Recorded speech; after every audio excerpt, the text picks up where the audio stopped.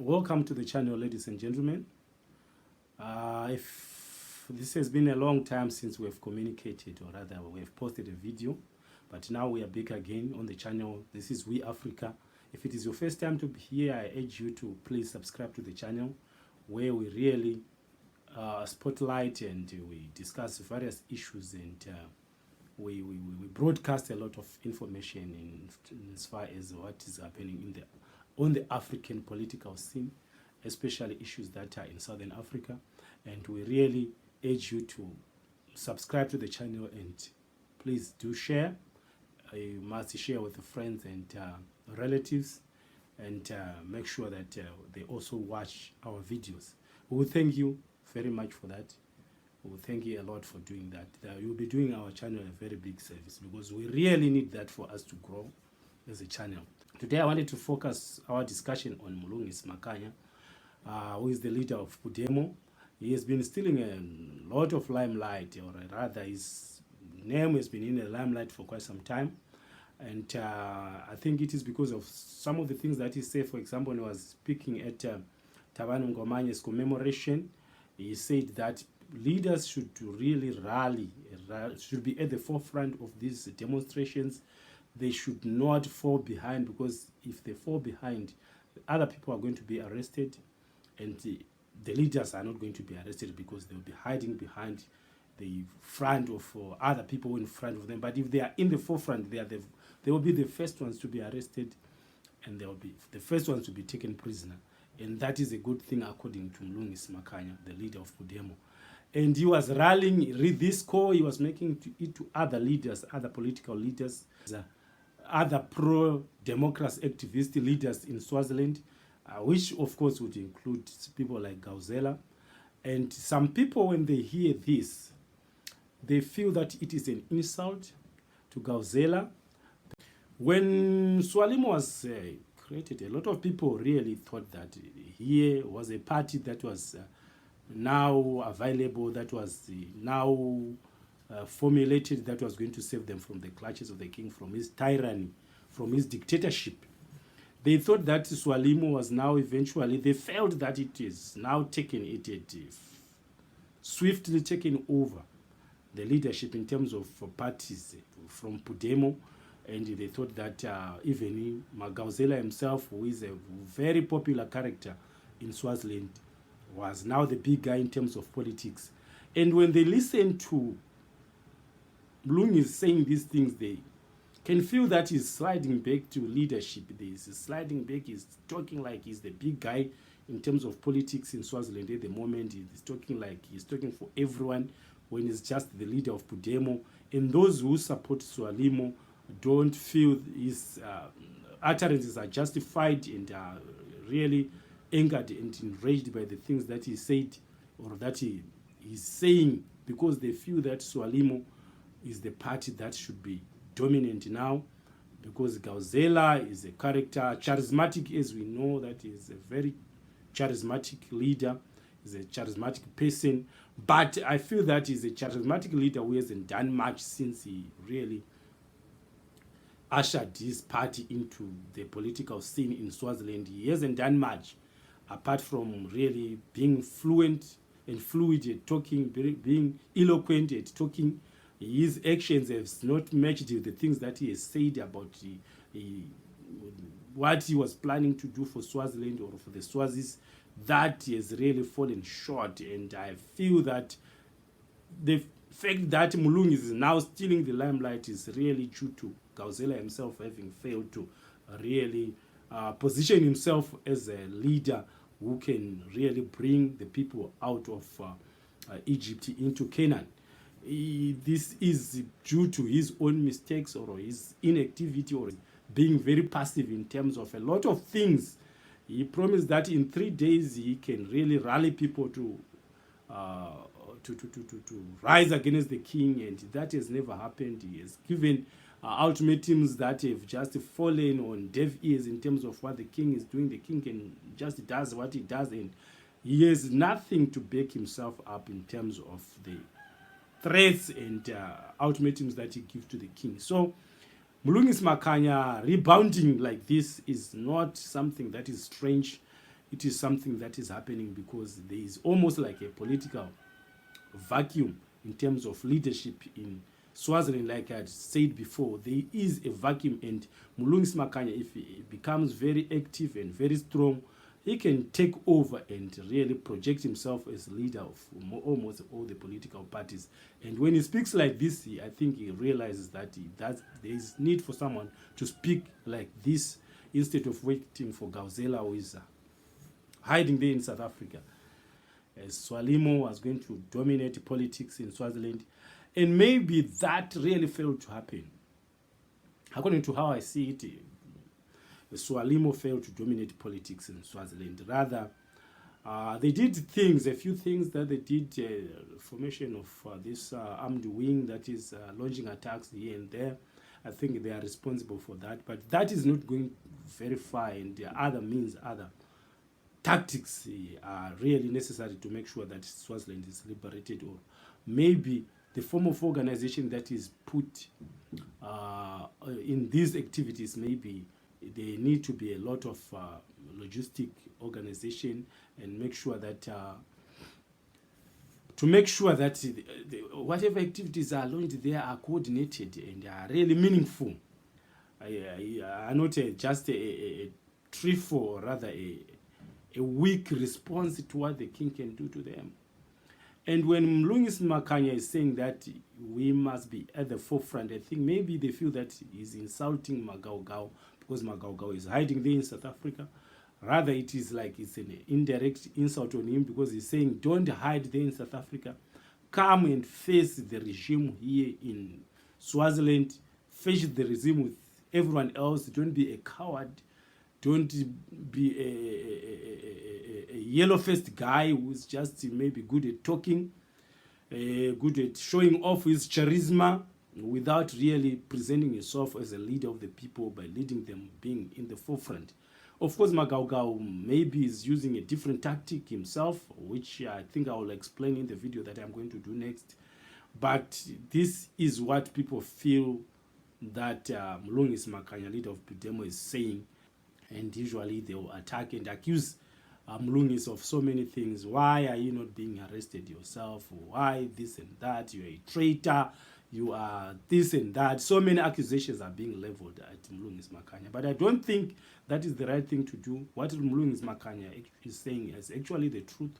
And I think people should not be so partisan as to fail to see the facts as they are. Magaugao, when he went to South Africa, I think he made a promise. I'm going to show a video where he promised that he was going to come back once he conscientizes the international community and everyone knew what was happening in Swaziland. He was going to come back and fight put his boots on the ground like Mlungisi Makhanya. Mlungisi Makhanya is saying this because his boots are right on the ground. He's really there with the people, which is a good thing to do, which I think politicians should learn to do.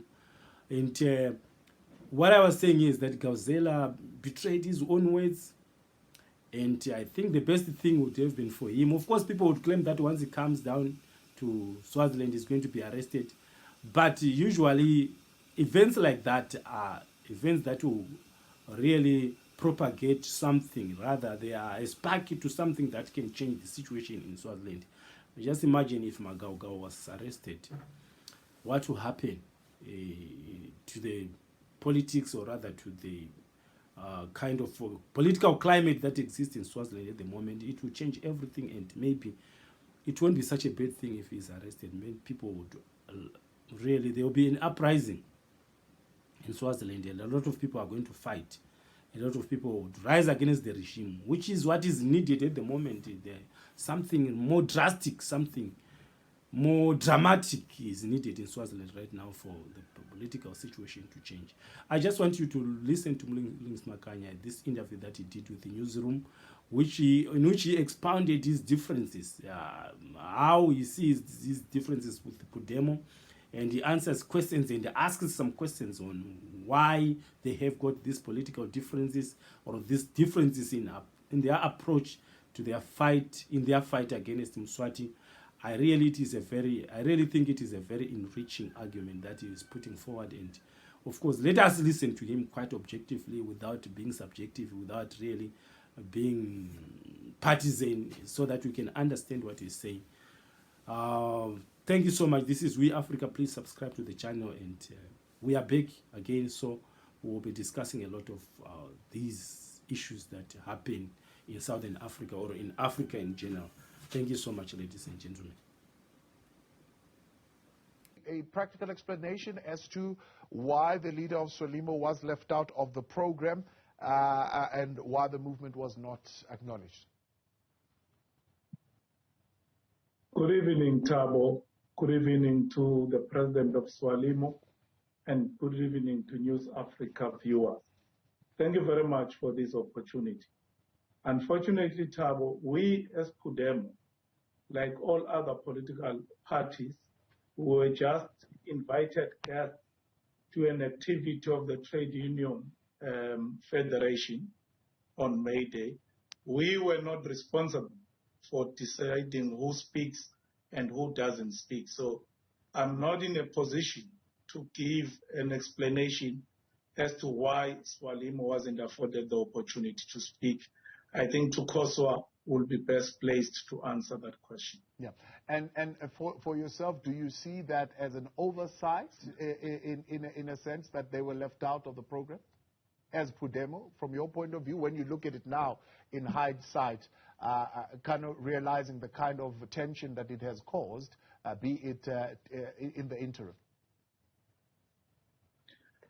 Well, I guess Tukoso and Frelimo would be best placed again to answer that, because how we received the invitation from Tukoso, it was through the political party assembly, where it was said all members of the political party assembly who will be partaking in the Tukoso event needs to indicate, including the name of those who will be making the messages of support on behalf of those political parties.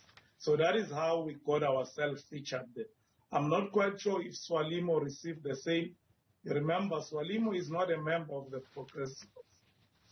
of the political party assembly, but it is a member of the multi-stakeholder forum, the MSF. So I'm not quite sure how the invitation was processed from that side. Okay. As far as you're concerned, therefore, I know the president of Frelimo says he wants to distance himself from these claims. He says he sees them as well, that there are claims that, for example, you, in your speech, in a way mocked the president of Frelimo. Was that the intention on your part? Well, it never happened. So it was neither my intention nor did it actually happen in reality. I never mocked the president of Frelimo. I delivered the message of support on behalf of PUDEMO. And in that message of support, I urged all leaders that I think we need to overcome our fear of imprisonment and make sure that we confront royal supremacy. It is quite unfortunate that then some people decided to twist it to suit a narrative that it was something that was directed at the president of Frelimo. But when he reached out to me, I did offer the contextual background to that statement. And for me, that was the end of the story. As to why some people decided to run with it and make a meal out of it, it is beyond my comprehension, Thabo. The tactical approach that Frelimo is taking of fighting from within, and your tactical approach of downright and outright rejecting the Inkundla system, are these at odds with each other, or can they coexist within this broader system of fighting and taking the fight to the regime? Well, first and foremost, I must say that as PUDEMO, we always respect other organizations' decisions, including their tactical approaches. But what we always urge is that we must hide nothing from our people and tell no lies and claim no easy victories. It is quite shocking that some leaders would want today to claim the positives, but they do not want to take responsibilities for the negatives. I was hoping the president of Swalimo was going to give a full detail as to what transpired between 2018 and last year when we had the uprising. But I can tell you that there is not even a single parliamentary decision that was taken that was aimed at reversing the rot, that was aimed at making sure that there is a significant or even any transfer of resources from feeding this royal aristocracy and redirecting those resources to the much needed social assistance for our people. You will remember, Thabo, that this is not the first time that we would have members in parliament take a very progressive stance. We had an opportunity in this country where members of parliament, not just 3 members, but by majority decision, they decided to pass a vote of no confidence on the executive. And the constitution is clear as to what should happen when parliament passes a vote of no confidence on the executive. But what the king did, he decided to ignore that and never went to parliament for months until parliament decided to reverse that decision. Yeah. But I also think it is disingenuous to want to attribute the uprising to the only 3 members of parliament and want to claim that it is by far the role that they played. The reality of the situation is quite to the contrary. The activities outside parliament in the form of protest that was started by the Swaziland National Union of Students and joined by the broader pro-democracy movement is the one that actually galvanized our people. And the uprising was never necessarily an uprising that took place inside chambers, but it was an uprising that took place outside, led by variety of forces, including, of course, the 3 members of parliament.